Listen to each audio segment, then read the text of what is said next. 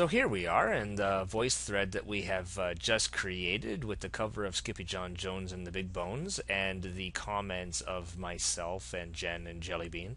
And then the next page, which is the picture of Jellybean himself. So this particular URL, like this, the address for this voice thread is all available up here. So you only need to provide this email, or this URL, sorry, to students for them to comment.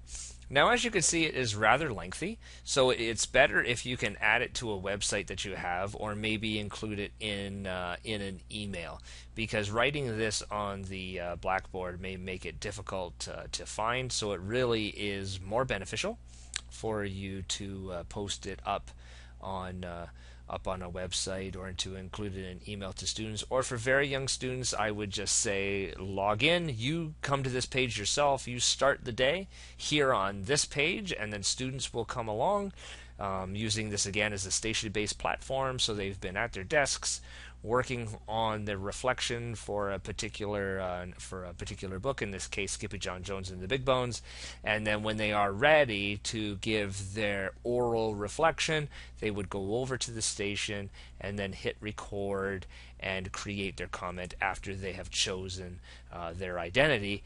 And if their identity isn't here, they can create their own identity just by clicking the link, and they can add their own identity here. So this is a way of kind of self-serving students and other individuals to create their own identity in order to post to the voice thread. So that is all available to you. So all you really need to do is to start off from this URL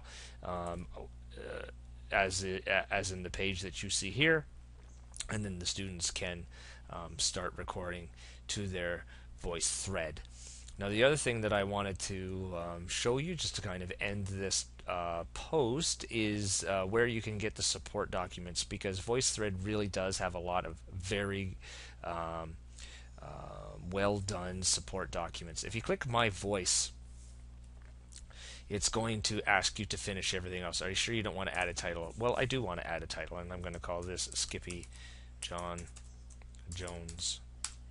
Okay, this is a sample reflection piece on the cover of Skippy John Jones and the Big Bones.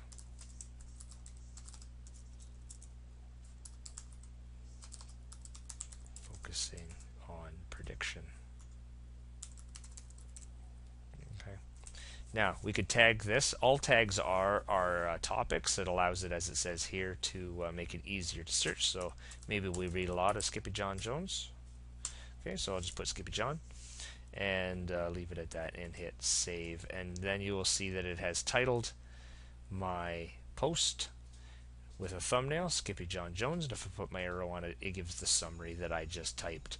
Also, too, you're going to see a lot of very, very helpful videos that you should watch in order to help you understand VoiceThread and how to use it.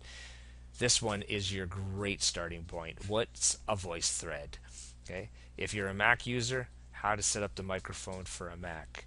What about moderation? What's that all about? How to set it up for Windows. Okay, a 1-minute tutorial on how to use VoiceThread. It really is that simple. Watch these videos under the My Voice tab, and you'll really have a better understanding of what VoiceThread is all about. To create another VoiceThread, just hit create and start again. Upload and then do it back to the beginning, like we started covering in the first video of this series, and upload some images and then start a new one. And by the time you're done, you're going to have yet another URL to share out to students to begin.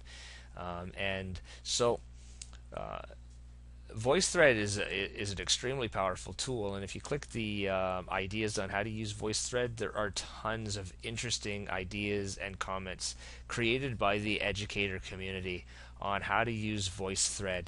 12th grade, 4th grade, languages, kindergarten, 7th grade, tons of examples of how actual teachers are using this tool in their classrooms. A great launch pad and a starting point for you for understanding how to use VoiceThread in your classrooms.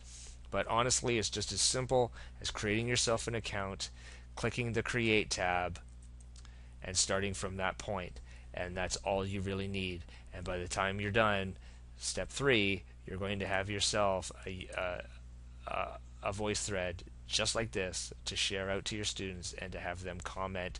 And that's where the great reflection and the metacognition assessment as learning begins, when we can really make the thinking of students visible, truly understand or truly enter into their thought processes, because they may find writing challenging. They might not necessarily be able to find the words to express themselves in type or with pen, but when you give them a microphone and they can speak their ideas, you may be amazed as to what they have to say. So thank you very much for watching the Blogucation tutorial on VoiceThread. I hope you found it helpful. Be sure to comment in the area below and let me know what you think and what you would like to see in future posts. So thanks very much, and cheers.